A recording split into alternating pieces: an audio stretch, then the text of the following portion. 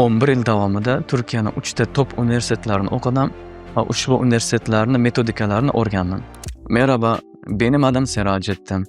10 yildan ortiq tajribaga turk tili o'qituvchisiman. Hozirda Hilol Edu til markazida faoliyat yuritib kelmoqdaman. Bakalavriatni Sakarya universitetida tugatganman. Konya Selçuk universitetida magistratura o'qiganman.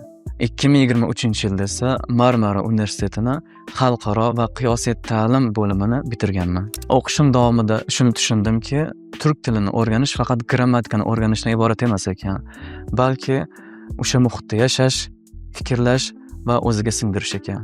Shuning uchun siz mening darslarimda faqatgina kitoblardagi grammatikani emas, balki real hayotda ishlatiladigan turkchani o'rganasiz. Har bir darsda eshitish, gapirish, real hayotda ishlatiladigan iboralar ustida ishlaymiz. Natijada siz faqatgina test topshirmaysiz, balki haqiqiy turklar kabi gaplasha olasiz. Darslarim yozilishi uchun izohlarda plus ishoratini qoldiring.